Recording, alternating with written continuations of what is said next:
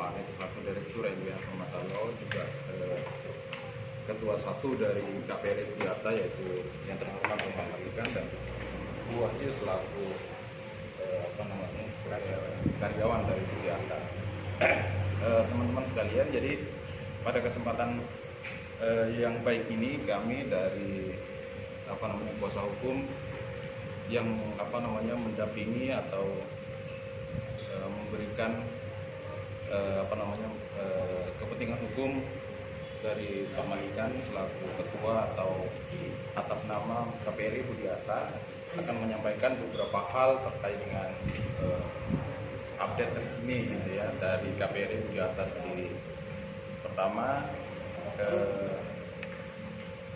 sebelum kita mengambil langkah ini gitu, ada beberapa hal yang kita lalui gitu. Pertama, kita akan menanggapi soal satu, yaitu ada jadi gini aja. Pertama itu yang perlu digarisbawahi dulu ya, yang pertama itu Pak Malikan ini masih ketua sah gitu ya, ketua sah atau orang tertua gitu ya, orang tertua dari KPRI Budiarta, bahkan beliau adalah pendiri dari KPRI Budiarta itu sendiri. Terus kemudian selain Pak Malikan, oleh karena itu otoritas yang paling tinggi dari KPRI Budiarta itu adalah bukan orang lain untuk hari ini, untuk sampai sekarang gitu, tetap Pak Malikan gitu ya, kecuali nanti ada pergantian gitu, atau peralihan kepengurusan itu baru gitu. Oleh karena itu, apa artinya bahwa apapun nanti keputusan gitu ya, entah itu keputusan rapat, entah keputusan untuk mengambil langkah-langkah yang mungkin itu diperlukan oleh KPRI Budiarta, tetap melalui beliau, apapun itu gitu ya. Baik itu surat, mungkin konfirmasi, itu tetap melalui beliau. Nah, makanya dari pertemuan ini maka kita akan menyampaikan itu. Jadi ketika misalkan nanti ini ada orang lain yang mengatasnamakan Pak Malikan, atau dia mengatasnamakan pengurus maupun pengawas dari KPRI Budiarta, itu langkah yang salah sebenarnya gitu ya. Dan itu bukan di luar tanggung jawab Pak Malikan gitu loh. Karena sesuai prosedur pun itu sudah salah gitu. Secara aturan organisasi saja itu sudah salah. Makanya berdasarkan pengamatan kami dan juga ada beberapa fakta yang terjadi di lapangan, bahwa memang ada orang yang di belakang Pak Malikan ini yang seolah-olah, atau dia yang seolah-olah mengerti terhadap permasalahan yang ada di Budiarta, sehingga dia yang membentuk tim tanpa sepengetahuan Pak Malikan, kemudian dia membentuk suatu keputusan tanpa sepengetahuan beliau. Nah, ini kan sudah salah di sini ya, secara aturan organisasi. Itu tidak ada efeknya gitu ya, atau tidak ada gunanya gitu loh. Jadi tidak ada relevansinya terhadap keputusan Pak Malikan. Itu di luar tanggung jawab Pak Malikan. Misalkan beberapa hari yang lalu mereka membentuk namanya tim advokasi dan pembelaan anggota gitu ya. Nah, ini dasarnya dari mana? Dasarnya dari mana? Ya kan? Dia yang mengaku sebagai pengawas, dia yang mengaku sebagai pengurus, kemudian ujuk-ujuk langsung bentuk ini tim gitu ya, bentuk tim yang mengatasnamakan tim advokasi dan pembelaan anggota. Ini dasarnya dari mana gitu? Di dalam anggaran dasar dan anggaran rumah tangga itu tidak diatur. Itu tidak diatur. Makanya ini abal-abal, bisa kita kan abal-abal lah gitu. Artinya apa, yang kalaupun abal-abal berarti kegiatan yang dilakukan itu tidak ada dasarnya gitu loh. Maka itu ya abal-abal gitu loh, abal-abal, dan itu tidak perlu diikuti gitu ya. Kemudian kemarin juga hari kemarin itu dia datangi ke sekolah-sekolah, bahwa dia itu membuat surat pernyataan itu yang disebar ke sekolah-sekolah, yang kemudian juga di dalamnya itu memuat bahwa pemotongan simpanan sementara. Nah, ini kan langkah yang salah juga gitu. Bahkan di situ itu yang bertanda tangan bukan Pak Malikan sendiri selaku ketua, tetapi siapa? Yaitu pengawas dan sekretaris. Ini lain lagi nih gitu. Orang dua ini belum mencabut sampai hari ini, belum mencabut surat pernyataan pengunduran dirinya. Jadi waktu yang lalu itu 3 orang sebenarnya yang 4 orang yang melakukan pengunduran diri. Itu sudah ada tanda tangan materai, sudah ada itu semua. Lengkap di situ, Pak. Jadi kita punya buktinya.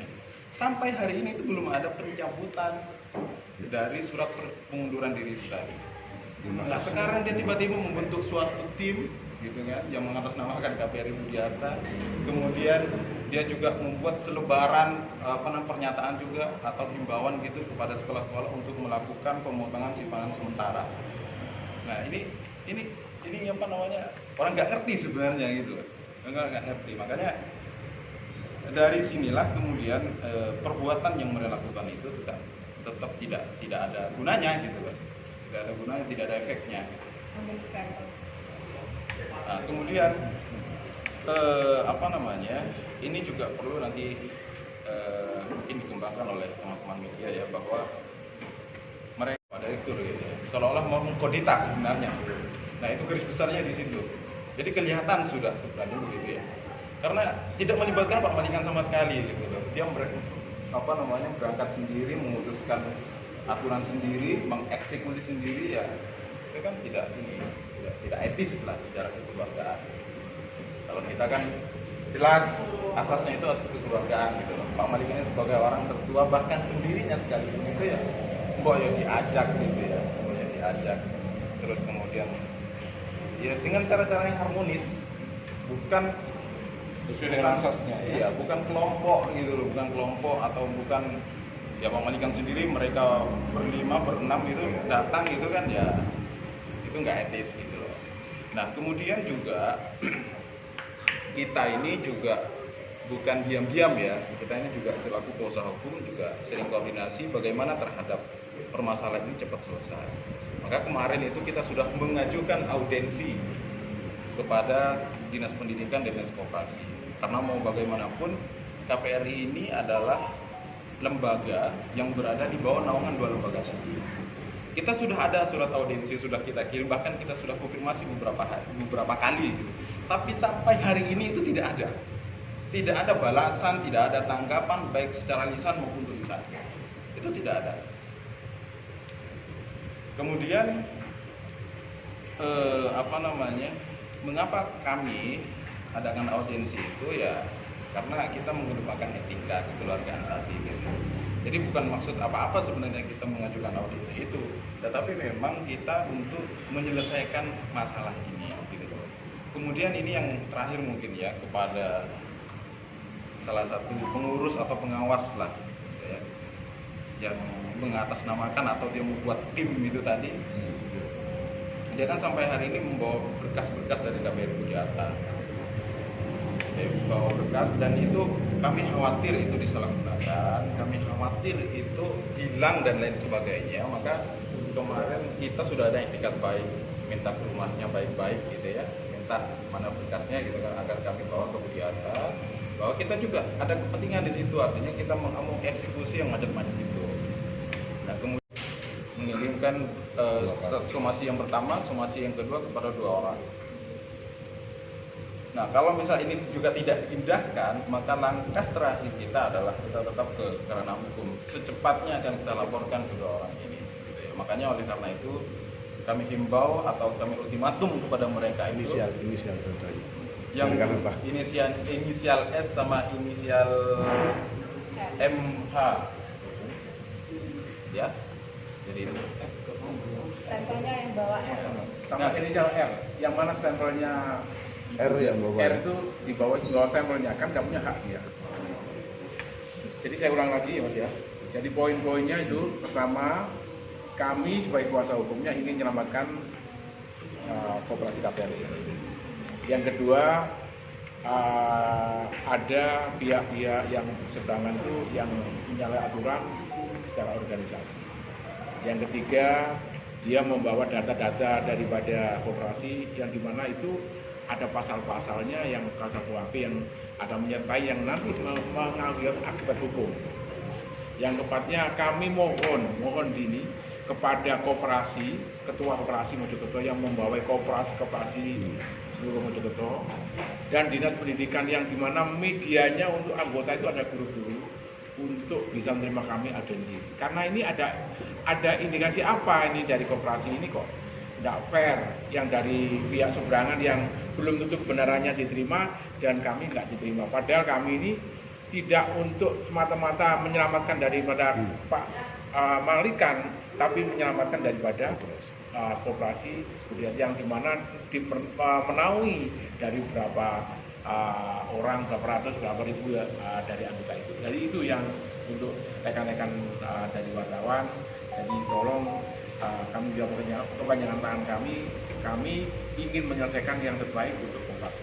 Permintaan audensi 2 kali. Kami tadi ya tim, karena itu kita nggak isi menjustice, tapi kita ada audensi untuk kan yang baik, etika dan estetika. Kami satu kali pakai tertulis tidak ada jawaban, kita datang sana tidak ada respon yang terbaik. Mohon nanti di media disampaikan biar ngerti lah para pimpinan ini. Bila bupati juga akan negur bupati ini. Bupati kan sebagai yang menaungi daripada ketua-ketua ini, bahwa kami datang itu bukan untuk mencari hal-hal yang kurang bagus, tapi semua demi untuk koperasi. Monggo.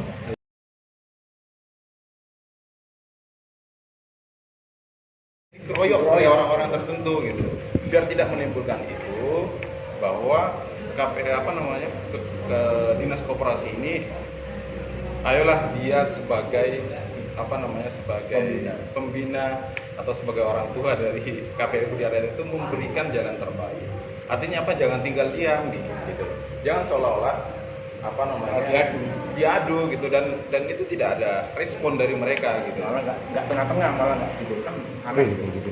Makanya ada jadi sudah ngerti ada masalah gitu kan, sudah ngerti ada masalah gitu. Nah, ini kalau ada ngerti masalah, solusinya apa? Caranya bagaimana untuk cara ini selesai? Bukan main keroyokan gitu loh, bukan main keroyokan, membiarkan gitu. Ya, bukan membiarkan mereka yang bertindak sendiri. Itu seharusnya kan diawasi dan itu dicegah gitu loh. Jadi gitu Pak, biar proaktif lah gitu. Jadi orang-orang yang ngeroyok-ngeroyok ini ngerti pendidikan menurut saya, tapi tidak jiwai pendidikan. Harusnya dia tahu. Terus yang dihadapi siapa? Pak Malikan itu orangnya sangat santun, sangat bijak. Dia yang maksud audensi itu bukan semata-mata mengadakan audensi. Sebelumnya kita pelajari dulu bagaimana yang terbaik. Tapi nyatanya.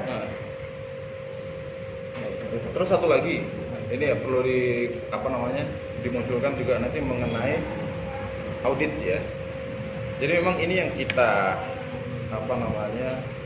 salah satu poinnya kita mau mengadakan audensi, kita datang ke koperasi dan datang ke dinas pendidikan itu sebenarnya gitu loh, mau konfirmasi terkait dengan audit tadi. Oke, kita paham bahwa di KPRI Budi Hartono itu ada masalah, dan ini masalah keuangan memang identik dengan sensitif lah, hal-hal sensitif. Maka audit salah satunya untuk mencari atau mentelusuri, mengadvokasi masalahnya ini bagaimana, masalahnya ini apa, penyebabnya apa, solusinya bagaimana, itu audit.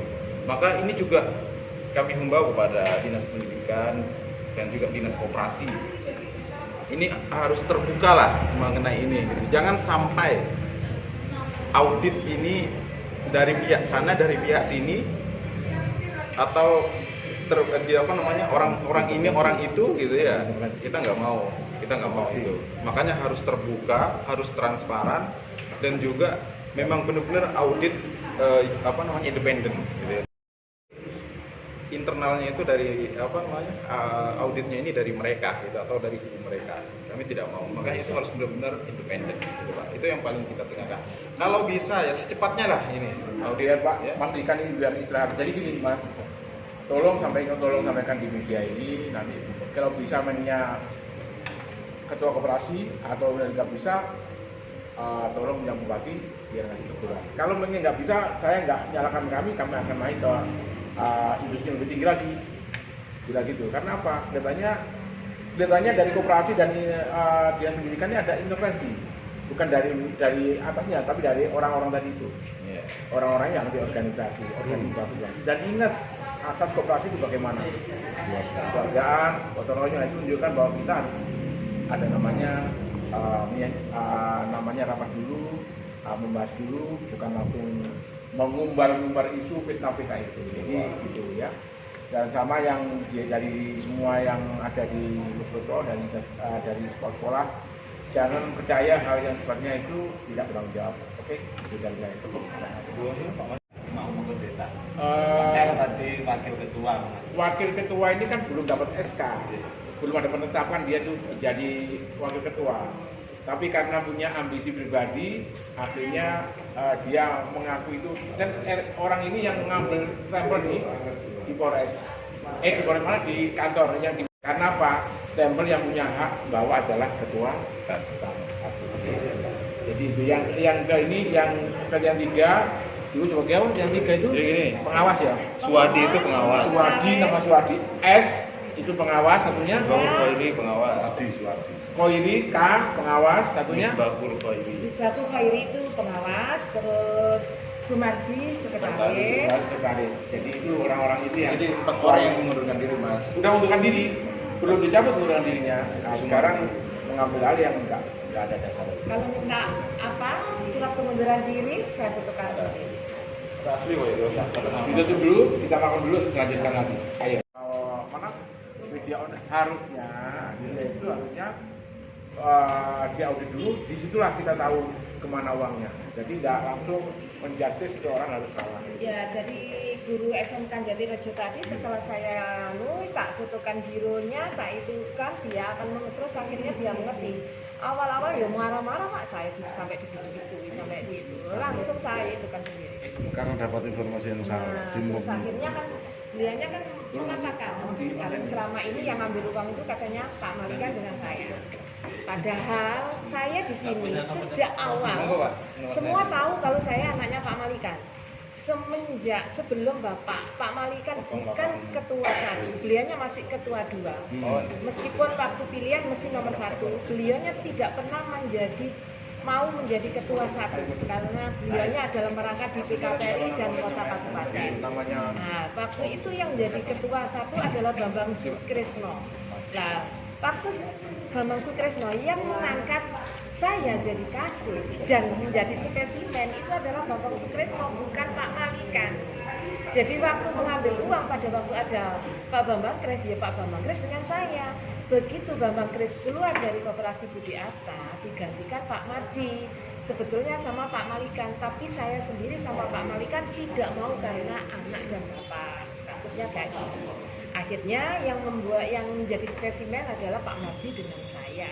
Jadi ditegaskan kalau tiap bulan mengambil uang bukan Pak Malikan dengan saya, melainkan Pak Marji dengan saya.